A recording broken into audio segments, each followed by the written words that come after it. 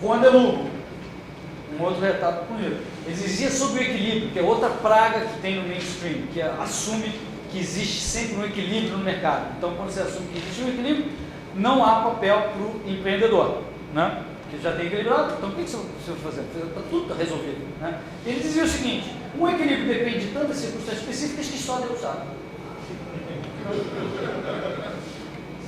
É muito simples, né? Resume a questão. Juan de Salas, sobre a afirmação de que o governante pode saber o preço justo, afirmo que isto é impossível. Não? Castillo, já mostrando a competição como um processo antecipando Hayek. Os preços caem pela rivalidade e competição entre os comerciantes. Não é? Parece simples, parece óbvio para quem conhece economia, quem conhece escola austríaca, mas não. Vitória, que foi o fundador do direito internacional, denunciou a escravidão dos indígenas nas Américas, argumentando que o direito natural é superior ao poder do Estado. Então, você não podia escravizar nas Américas. Essa é uma estátua lindíssima de Vitória, lá em Salamanca. Aliás, é uma cidade espetacular, recomendo a todos que visitem.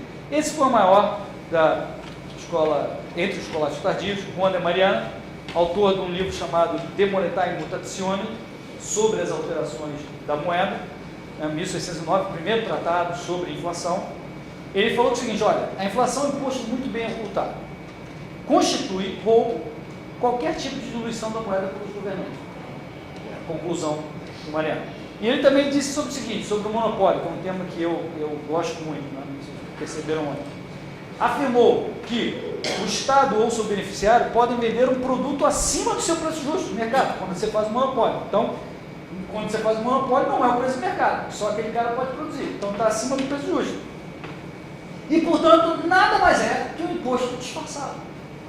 Assim como a inflação é um imposto disfarçado, um monopólio é um imposto disfarçado.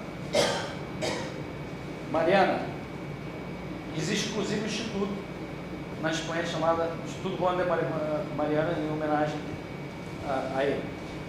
Também antecipou Hayek, falou o seguinte: a informação é dispersa e subjetiva e não se deve centralizá-la sob pena de a ordem social perder soberania. O Mariana também, os escolásticos tardios de Salamanca defendiam o tiranicídio, né? A gente vai achar isso muito esquisito. Eles diziam o seguinte: você pode matar o tirano, e a maioria deles achava o seguinte: você pode matar o tirano se você fizer tipo um plebiscito e as pessoas chegarem à conclusão de que o rei está desobedecendo o direito natural, está confiscando propriedade, instituindo impostos ou impedindo reunião de cidadão, você então pode matar, você tem todo o direito perante o direito natural de matar o tirano. O Mariana foi além. Ele diz o seguinte: não, qualquer um, não precisa fazer plebiscito. Se o rei estiver fazendo isso, você pode ir lá matar o rei. Obviamente ele soltou esse negócio, esse livro foi preso imediatamente. Ele tinha 70 anos de idade. E aí foi uma confusão, porque na Espanha, se eu não me engano, ainda não havia a consolidação do Estado absolutista. Então foi aquele constrangimento. Ele era um religioso, então estava debaixo do Estado papal, assim. E aí o Papa falou: o que é isso aí? Ele queria matar o Juan de Mariana. Aí acabou, ele falou o seguinte: o Papa, se eu não me engano foi essa história, vale a pena checar, mas se eu não me engano ele falou assim: olha, você pode matar o Juan de Mariana, mas você vai ter que provar que ele está errado. E aí ele desistiu e soltou o Juan de Mariana.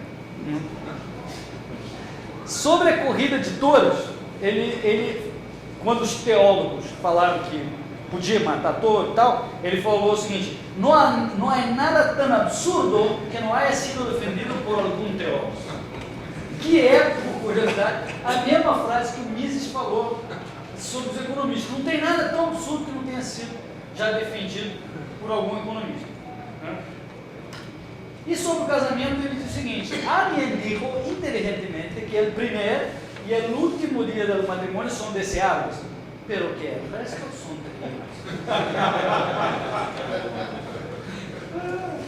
Esse é o Juan de Mariana. Então, os escolásticos entenderam que o valor e o preço do produto são determinados tanto pela avaliação subjetiva do agente, como pela escassez ou abundância relativa de um bem. Né? Faltou só uma coisinha, que é o negócio da margem, né, do produto adicional, aquilo que você está falando. Só faltou esse detalhe para eles chegarem à resposta final. O que eles, né, claro que tiveram vários defeitos, etc., mas o que eu acho mais interessante é que eles não conseguiram superar Aquino, a opinião de Aquino sobre a usura. Eles mantiveram a opinião de Aquino, eles não conseguiram. O Juan de Molina, por exemplo, ele conseguiu argumentar que os juros podiam ser interpretados como um pagamento de lucro cessante, porque o cara que emprestou dinheiro está deixando de fazer coisa com aquele dinheiro. Então, os juros poderiam ser interpretados como remuneração de lucro cessante e não usura, não é juros. Né? Eles conseguiram diluir um pouco o raciocínio, mas não conseguiram superar a proibição moral de cobrança de juros. Passando, então, no século de ouro, no início da Renascença, escolásticos tardios, a gente chega no século XVII, que foi o século que caracterizou uma filosofia, entre aspas, né, econômica, política, chamada mercantilismo. O que era isso? Né? Parece estranho, mas eu tenho a impressão de que vocês vão reconhecer isso no nosso dia a dia muito facilmente. Bom, com a consolidação dos Estados-nação, dos regimes absolutistas, os caras estão precisando de uma ideologia para dar suporte a essa, vamos dizer, invasão do Estado na economia. Né? Então, essas ideias que eu vou te explicar quais são, do mercantilismo, prosperaram e se tornaram um pensamento mainstream, né, da época. Né? Alguns pensadores defendiam isso. E o resumo? Qual é o resumo da ideologia, né, se pode chamar isso, mercantilista? É o seguinte, que acumular dinheiro, né, é o mesmo que acumular riqueza. Né? Primeira hipótese. Que as matérias-primas de um país, como o Brasil, deveriam ser usadas aqui na indústria nacional, pois os produtos finais têm valor mais alto. Estamos falando de século XVII, hein? Vocês já viram isso, né? Que perder reservas para outros países deveria ser proibido. Né? Que as importações devem ser desencorajadas ou somente permitidas para serem beneficiadas pela indústria nacional. Só se for de matéria-prima para o país fazer beneficiamento. E até proibidas se houver produção nacional do bem. Na década de 60, os ceparistas fizeram isso aqui acontecer. Né? E também que se deveria promover, através de subsídios, todas as formas para exportar mais, para obter justamente mais dinheiro, porque dinheiro é o mesmo que riqueza. Né? Então, isso aqui, cara, é o que a gente vive hoje. Né? Essa tese, que é uma pseudo-ideologia, né, é uma idiotice intelectual, está na cabeça de muita gente, inclusive várias pessoas que eu conheço. Né? Que é isso aí, olha, você tem que brigar para que o tesourinho nacional tenha cada vez mais reservas de moeda forte, né? Que o balanço de comércio seja favorável, está aí o desenho, e que então os países que eles consideravam na época colônias, hoje são, vamos dizer, os clientes comerciais nossos, ou quem quer que seja, provavelmente para a Europa, para os Estados Unidos, nós somos as colônias. Que então o dinheiro flua para lá, para o país central, para a coroa, enquanto as colônias consomem produtos. O negócio é ter esse fluxo funcionando a seu favor. Né? Esse é o mercantilismo. Ou seja, uma das premissas que está por trás dessa pseudo-ideologia é que se alguém ganha, outro perde. Né? Então, com uma ideologia desse tipo, o comércio desimpedido perde espaço. Né? Só lembrando, para os austríacos é o contrário. Como eu falei, cada troca leva a um ganho das duas partes. E quanto mais trocas, mais ganho. Preço é o que você paga e valor é o que você leva para casa. Essa é a diferença entre preço e valor. Uma coisa para se atentar. Né? Bom, para os mercantilistas, a entidade relevante é uma tal de nação. né? Não indivíduos, empresas, interação entre elas. O que se tem que pensar é sempre na nação. Né? Então, o Brasil, né? E muda o raciocínio. E isso também está na cabeça de todo mundo. Né? Tá todo mundo sempre discutindo, pô, o Brasil está perdendo com isso. Pô, você está perdendo? Teus amigos? A empresa que você trabalha? Não. O Brasil. Importa que o Brasil está perdendo com a importação. Temos que proibir a importação. Né? O Brasil está perdendo. Então você passa a não perceber sobre o que realmente você está falando. Esse conceito ofusca toda a análise. Né? O conceito de nação confunde o raciocínio específico de quem está ganhando, de quem está perdendo, de quem é o interesse, etc. Né? É uma complicação que todo mundo tende a ter, até pelo inculcamento de noções de pátria, de nação, até isso acontece até em time de futebol. Você, né, torce por um time, né, porra, o cara quando está jogando no teu time, o cara é genial, né? Quando vai para outro time, o cara passa a ser um imbecil, né? O teu time é sempre muito bom.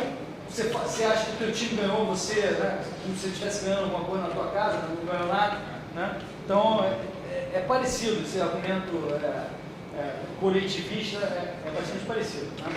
Bom, os absolutistas, obviamente, apoiaram e adotaram essa doutrina, né, pseudo-intelectual mercantilista, e fizeram uma grande máquina estatal, altas despesas públicas, altos impostos, déficit, inflação, déficit público, no caso, né? Sempre tentando fazer superávit comercial, mas déficit público, inflação, o imperialismo para enfiar, né, os produtos nos outros para receber mais dinheiro, e o negócio da idolatria ao Estado-nação.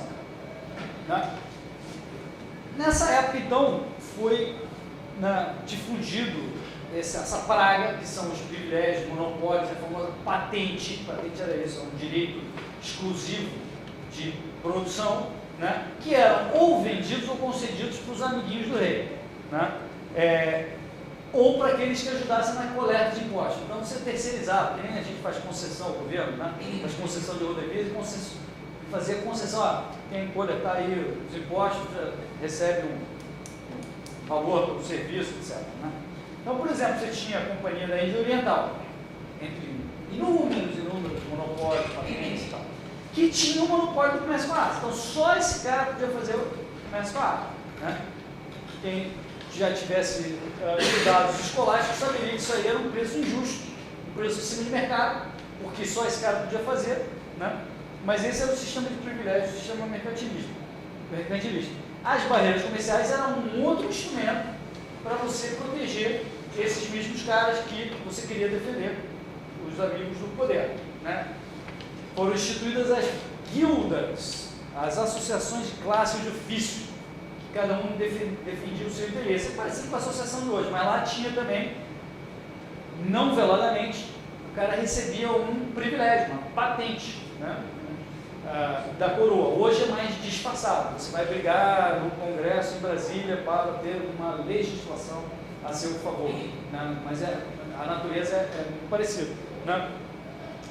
Então, eu entendo isso como uma simbiose, né, entre as corporações, as guildas e o Estado, que dá esse privilégio, tem o poder de defender esse monopólio, e essa entidade simbiótica parasita no povo, que tem que pagar mais caro, né?